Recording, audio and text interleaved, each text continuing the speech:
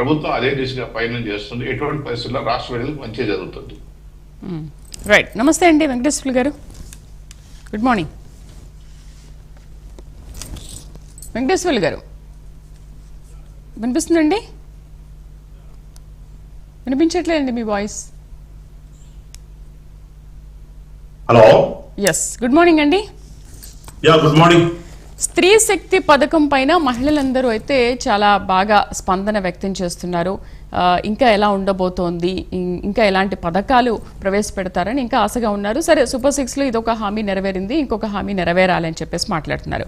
అయితే ఒకవైపు మీరేమో బస్సుల్లో రాష్ట్రం అంతటా ఉచితంగా ప్రయాణించవచ్చు అంటే, ఇక్కడ శ్రీకాకుళం నుంచి తిరుమలకు వెళ్లే ఉచితంగా దర్శించుకోవచ్చు అంటున్నారు. కాదు, తిరుమలకు కాదు, అసలు వారు ఉంటున్న గ్రామాల నుంచి అదే జిల్లాల నుంచి అదే గ్రామానికి కూడా వెళ్ళడానికి వీలు లేదని చెప్పేసి వైసీపీ వాదన. మరేంటి అసలు ఈ పథకం ఎలా ఉండబోతోంది? ఈ బస్సు ప్రయాణం ఎక్కడి నుంచి ఎక్కడి వరకు ఉంటుందంటారు? ముందుగా మీ అందరికీ శుభోదయం. అలానే రాష్ట్ర ప్రజలకు కూడా ఇవాళ శ్రీకృష్ణాష్టమి సందర్భంగా జనసేన పార్టీ నుంచి శుభాకాంక్షలు తెలియజేస్తూ, ఇప్పుడు ఏదైనా ఒక పథకం పెట్టినప్పుడు ఆ పథకంలో కొన్ని విధి విధానాలు ఉంటాయండి. అందులో ఫ్రీ అన్నప్పుడు ఫ్రీ స్కీమ్లు ఏవైతుంటే ఆ ఫ్రీ స్కీమ్లకి ఖచ్చితంగా ఆ ఫ్రీ అనేది దేనికోసం అంటే ఎవరి కోసం, ఎవరైతే నీడీ పీపుల్ ఉన్నారో ఆ నీడీ పీపుల్ కోసమే పథకాలు పెట్టేది. మనం ఎవరు రాష్ట్రంలో ఉన్నటువంటి కోటీశ్వరులకు కాదు కదా, వెళ్ళగలిగిన వాళ్ళు కాదు. ఎప్పుడు కూడా గవర్నమెంట్ ఇచ్చేటటువంటివి సంక్షేమ పథకం అంటే సంక్షేమం ఎవరికి, ఎవరైతే బిలో పవర్టీ లోపల ఉన్నారో వాళ్ళకి సంక్షేమం. అంతేగాని ఏసీ రూముల్లో ఉండే వాళ్ళకి, ఏసీ కల్లేసుకుని తిరిగే వాళ్ళకైతే కాదు కదా. అది ఒకసారి వైఎస్ఆర్ పార్టీ వాళ్ళు గమనించాలి.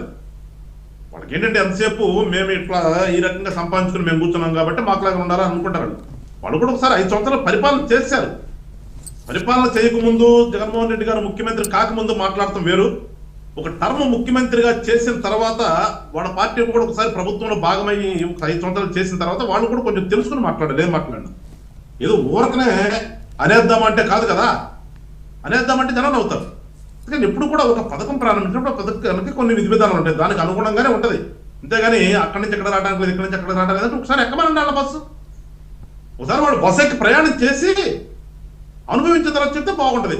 అంతేగాని ఇప్పుడు కొన్ని బస్సులు ఐడెంటిఫై చేశారు, ఆ బస్సుల్లోనే వాళ్ళకి ప్రయాణం అన్నారు. ఎందుకంటే ఆ నీడీ పీపుల్, మళ్ళా చెప్తున్నాను, ఎవరైతే ఆ నీడీ పీపుల్ ఉన్నారో ఆ నీడీ పీపుల్ తిరిగేటటువంటి ప్రయాణం అంతవరకు ఉంటది. వీళ్ళకిలాగా ఊరికనే శ్రీకాకుళంలో ఎక్కి తిరుపతి దాకా సరదాగా వెళ్దాం అనుకుని రారండి వాళ్ళు. ఎప్పుడు కూడా వాళ్ళు ఎప్పుడైనా సంవత్సరానికి 2 సంవత్సరాలకు మొక్కుంటే తిరుమలకు వస్తారు తప్పితే ఈ మాటలు మాట్లాడే వాళ్ళలాగా ఊరికి వెళ్ళొద్దాం అనుకుని తిరిగే వాళ్ళు కాదు కదా. అట్లా తిరగరు వాళ్ళు.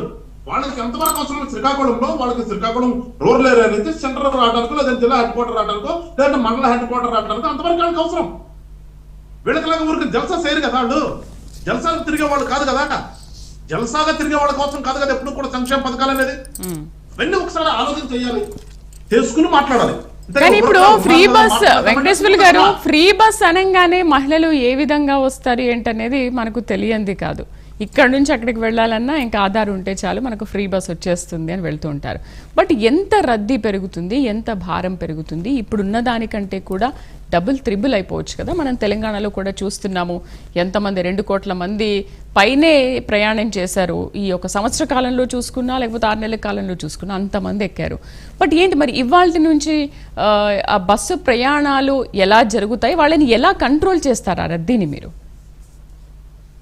అదే మనం కూడా మళ్ళా కూడా నేను చెప్తుంది ఏంటంటే, ఫ్రీ ఉంది కదా అని చెప్పేసి ఊరకలేసి వెళ్ళరండి ఎవరు కూడా. అవసరం లేకుండా వెళ్తారు అనుకోవడం అనేది తప్పు. ఊరికే వాట్సాప్ గ్రూపుల్లో ఏదో ఫ్యామిలీగా పెట్టే చూసి మనం అదే నిజం అనుకుంటే పొరపడ్డది.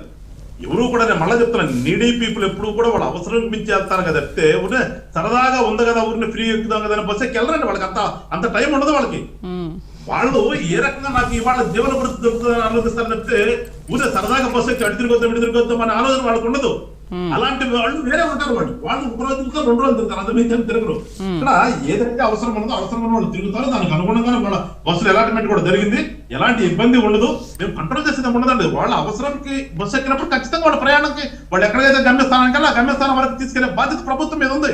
ఇవాళ ఒక పథకం పెట్టిన తర్వాత ఆ పథకాన్ని అమలు చేయవలసిన బాధ్యత ప్రభుత్వం మీద ఉంటుంది. ఒక చిత్తశుద్ధితో వాళ్ళ కుటుంబ ప్రభుత్వం ఆ పథకాన్ని అమలు చేస్తాను చెప్తే ఊరేదో పెట్టాము వాళ్ళతో అనుకుంటారు అనే తొందర అయితే ఉండదు ఇక్కడ. ఎందుకంటే కూటమి ప్రభుత్వం అనేది ఇక్కడ ఏదైతే మాకు వాళ్ళు అంత పెద్ద మ్యాండేట్ ఇచ్చారో ఆ మ్యాండేట్ ఇచ్చిన దాకా మేము కృతజ్ఞత తీర్చుకునే భావంలో ఉన్నాం. ఇవాళ ఆ కృతజ్ఞతనే కాదు, ఏది అవసరమో రాష్ట్రానికి ఏది అవసరమో, ఒక పక్కన అభివృద్ధి ఎంత అవసరమో అట్లానే నీడీ పీపుల్ ఎవరైతే నీడీ పీపుల్ ప్రభుత్వ పరంగా ఏమి చేయాలి అనే ఆలోచిస్తున్నాం మేము. ఈ యొక్క బస్సు ప్రయాణం కాదు, ఆరోగ్యపరంగా తీసుకున్నా, విద్య పరంగా తీసుకున్నా, ఇంకోటి ఏ పరంగా తీసుకున్నా, వ్యవసాయ పరంగా తీసుకున్నా వాళ్ళకి ఏది అవసరం అది కల్పించవలసినటువంటి బాధ్యత ప్రభుత్వం మీద ఉంటది. ఆ పని మేము చేస్తున్నాం వాళ్ళ. అంతేకాదు దానికేదో మేమేదో వాళ్ళకేదో ఇరవై తీసేస్తున్నాం, పెట్టేస్తున్నాము, మా సొంత డబ్బులో పెట్టేస్తున్నాం మేము చెప్పం వాళ్ళ. మేము ప్రభుత్వం యొక్క విధి, మళ్ళీ చెప్తున్నాం, ప్రభుత్వం యొక్క విధి ఏంటో ఆ విధిని మేము సక్రమంగా నిర్వర్తిస్తున్నాం.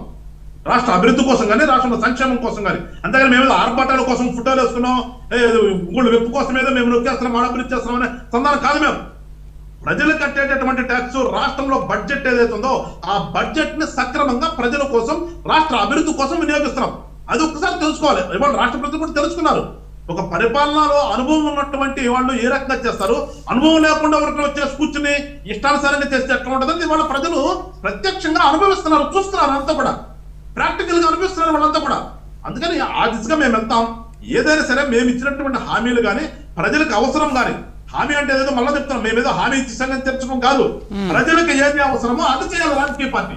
ప్రజలకు అవసరాన్ని బట్టే ఒక మేనిఫెస్టో కూడా ప్రకటించుకోవాలి. ఆ రకంగా మేము ఇవాళ ప్రజలకు అవసరం ఏదో ఆ దిశగా మేము ముందుకు వెళ్తున్నాం. ఆ దిశగా 100% మేము సక్రమంగానే చేస్తాం. ఎక్కడ కూడా ఇబ్బంది అయితే ఉండదు. ఈ రాష్ట్రంలో ఏ పథకంలో కూడా ఇబ్బంది ఉండదు. ఇబ్బంది లేకుండానే పథకాలన్నీ కూడా ప్రజలకు చేరువయ్యే విధంగా మా పరిపాలన ఉంటుంది. అది ప్రజలు గమనిస్తున్నారు వల్ల ఆ దిశగా మేము వెళ్తా ఉండేది. ఎక్కడ కూడా వైసీపీ వాళ్ళు ఏదో ఊరిని గుడ్డగలతో అట్లా పడేయటం అనేది, ప్రతిపక్ష పాత్ర పోషించండి, తప్పు ఉంటే చెప్పండి, అది ప్రతిపక్షం చేయాల్సిన పని. అంతేగాని ఊరికైనా వాళ్ళు పెట్టారు కాబట్టి అది ఎరుపు కాదు తెలుపు అనేద్దామంటే కాదు కదా. ఎరుపులు ఎరుపే అనాలి. ఎరుపులో ఏముందో అనేది ఒకసారి మీకు చెప్పాలా. ఎరుపులో తిరిగిందా లేదా ఎరుపులో ఇంకో రంగు కలిసిందా అనేది మాత్రం మాట్లాడడం తప్పితే అసలు పోట్ల తెలుపు ఎరుపు అని మీరు ఎట్లా అంటారంటే దానికి ఏం చెప్పాలి దానికి. అందుకని ప్రతిపక్ష పాత్ర పోషించడం మేము ఖచ్చితంగా ఉండాలి. రాజకీయాల్లో 2 పార్టీలు 3 పార్టీలు ఉన్నప్పుడు ఒక పార్టీ గెలిచి ప్రభుత్వం ఉన్న తర్వాత ఇంకో పార్టీ ప్రతిపక్షంగా ఉండాలి. ప్రతిపక్ష నాయకుడు కేబినెట్ హోదా ఎందుకు ఇస్తారండి అంటే ప్రతిపక్షానికి అంత బాధ్యత ఉంటుంది. ప్రతిపక్షం అంటే ఓట్లేదు మీ ప్రతిపక్షం చెప్పుకున్నారు కాదు కదా. ప్రజల తరపున పోరాడాలి, ప్రజల కోసం మాట్లాడాలి. ప్రజల కోసం మాట్లాడినప్పుడు ఖచ్చితంగా మేము సమాధానం చెప్తాం. మేము తప్పుంటే సరి చేసుకోవాలనేటటువంటి నైజం మాలో ఉంది. అంతేగాని అసలు మేము తప్పు చేయట్లేదు మీరు ఊరికి అంటున్నారా? మీరు నిజంగా ప్రతిపక్ష పాత్ర పోషించండి మేము చెప్తున్నాం. అసెంబ్లీకి వచ్చి మాట్లాడండి మేము చెప్తున్నాం. మీరు రోడ్డు మీదకి వచ్చి ప్రజల కోసం మాట్లాడండి అని చెప్తున్నాం. అంతేగాని మా సొంతానికి మేము నరుగుతాము, పొడుస్తాము ఇది కాదు మాట్లాడాల్సింది. అది కాదు కదా ప్రతిపక్షం నుంచి మనం ఎక్స్పెక్ట్ చేసేది. ఇంకా ప్రతిపక్ష పాత్ర మీరు సత్యం పోషించాలని చెప్పి మేము కోరుకుంటాం. ఎప్పుడు కూడా రాజకీయాల్లో ఒకటే పార్టీ ఉంటే అవ్వదండి. వాళ్ళకి ఒకటే పార్టీ ఉండాలి, ఇంకో పార్టీ ఉండకూడదని మేము కోరుకోవట్లా. రాజకీయాలు అందరూ ఉండాలి. ఎవరి పాత్ర వాళ్ళు పోషించాలి. అప్పుడే ప్రజలకు మంచి జరిగింది అల్టిమేట్. అంతేగాని మనకు మంచి జరగాలి, మన కోసం అన్నట్టుగా ఏ పార్టీ కూడా ఉండకూడదు. అది మేము కోరుకుంటున్నది. రైట్. నమస్తే అండి మంచి మల్లీశ్వరి గారు.